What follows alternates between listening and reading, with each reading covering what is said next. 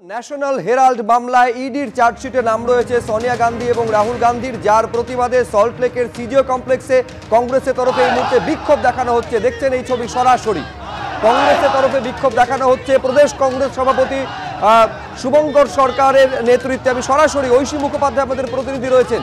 Oishi, Introducing 7 Ocean, a lipstick that is absolutely you. 7 Ocean from the house of Kukumuni. দেখো এই মুহূর্তে সল্টলেকের CGO কমপ্লেক্সের বাইরে অর্থাৎ ইডির যে অফিস রয়েছে সেই অফিসের বাইরে রীতিমতো ধুন্ধুমার পরিস্থিতি।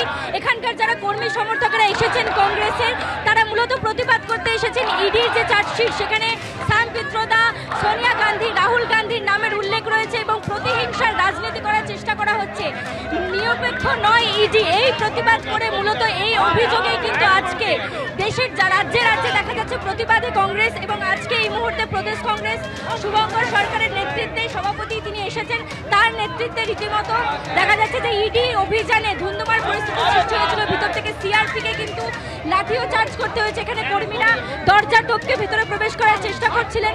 তারপরেই কিন্তু এই মুহূর্তে দেখা যাচ্ছে তারা অবস্থানে বসেছেন, মূলত প্রতিবাদ করছেন যে বিষয়টাকে কেন্দ্র করে চার্জশিটে নাম রয়েছে তাদের নেতার এবং প্রতিহিংসা করার রাজনীতির জন্যই তাদের নাম রাখা হয়েছে এমনটাই তারা মনে করছেন। এবং তার প্রতিবাদে রীতিমতো এখানে দেখা যাচ্ছে শুভঙ্কর সরকারের নেতৃত্বে তারা মিছিল করে এসে এই মুহূর্তে ইডি অফিসের বাইরে অবস্থান করে বিক্ষোভ করছেন।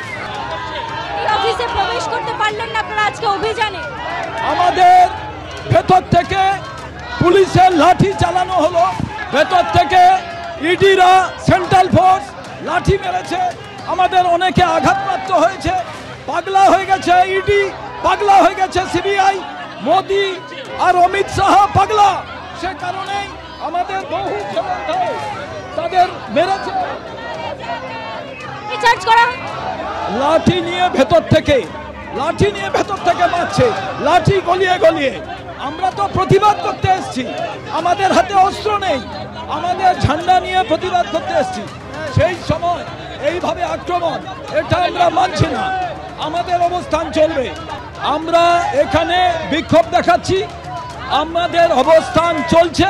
আমাদের উপরে লাঠি চালানো হয়েছে, রাজ্য পুলিশ এবং সেন্ট্রাল ফোর্স এক হয়ে গিয়ে আমাদের কর্মীদের উপরে লাঠি চালিয়েছে।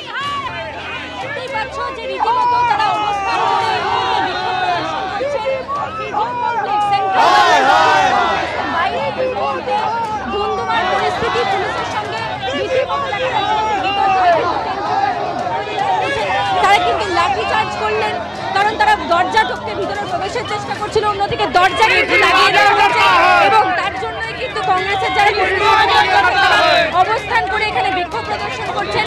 শুভঙ্কর সরকার প্রদেশ কংগ্রেস সভাপতি যেমনটা জানালেন যে অবস্থান চলবে, তারা যে দাবিতে এখানে আন্দোলন করতে এসেছেন, বিক্ষোভ প্রদর্শন করতে এসেছেন, সেই দাবিতে কিন্তু তারা অনড় এবং তাদের যে অবস্থান বিক্ষোভ তারা চালিয়ে যাবেন।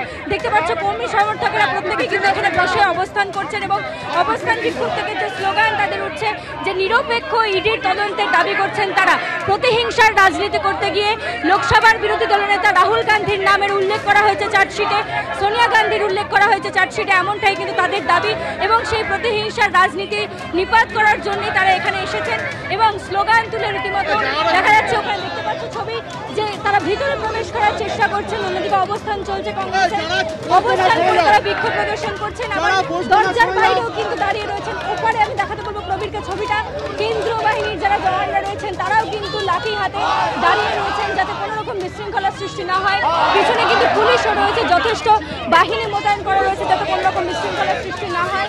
মূলত লাঠি চার্জের বিরোধিতা করছেন তারা যে আমরা শান্তিপূর্ণ বিক্ষোভ করতে এসেছি, ইডির কাছে ডেপুটেশন জমা দিতে এসেছি, নিরপেক্ষ তদন্তের দাবি করতে এসেছি, সেখানে কর্মীদের ওপরে লাঠি চার্জ কেন করা হবে সেই নিয়েও কিন্তু তারা প্রতিবাদ জানাচ্ছেন।